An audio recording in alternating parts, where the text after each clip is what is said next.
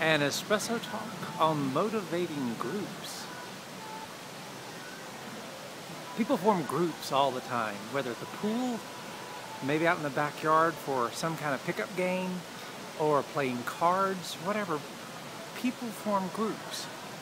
But somehow in the classroom, when teachers try and form groups, it always seems to not work out so well.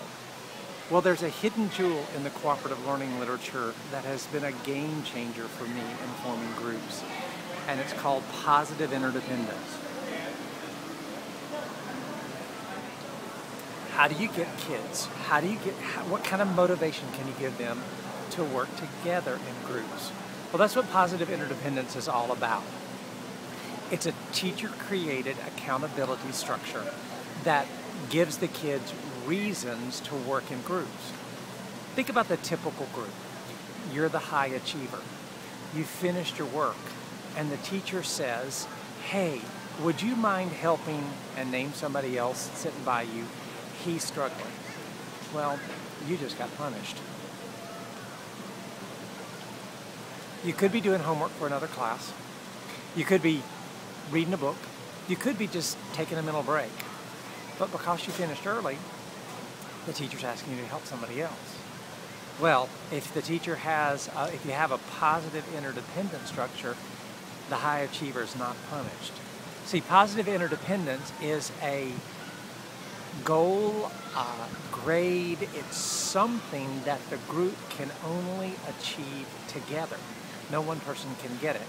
And the best thing that I found in my own classroom is bonus points on a quiz or a test. So here's how it works. If you're one of the students in my classroom in like my regular physical science class, and your group averaged 80% on the test or quiz, everybody gets 5 bonus points. If you're in one of my university classes, or if you're in an honors class of high school students, everybody's got to average 90%, but they still get 5 bonus points. It's positive interdependence, and it's a reason for people to work together. So now think about you're the high achiever and you have a 97 average. Do you want those 5 bonus points? Every high achiever I've met does, because that 97 goes from a 97 to a 102 because of those 5 bonus points. Yeah, they all want it. And they immediately begin to realize that the people who are struggling in the class, in their group, are no longer their enemy, they're their friend. Because if they can help that person who's struggling get their grades up, then the average comes up and their points go up. It is an average. No, everybody doesn't have to make an 80. It's an average. So somebody can have a bad day and make lower than an 80 as long as the average, the 80 or 90, cooperative learning literature calls it a level of excellence. As long as they average at the level of excellence. And one last thing. You have to harangue your students. When you first start doing this positive interdependence, and if you choose to do bonus points, that's not the only way to do positive interdependence. It just worked real well for me. There are other ways to motivate them to work together.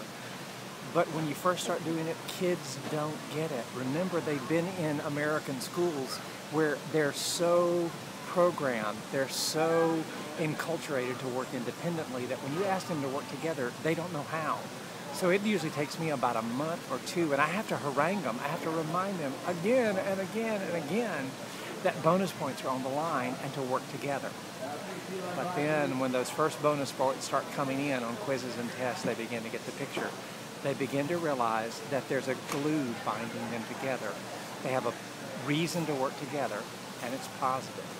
It's a game changer. Try it.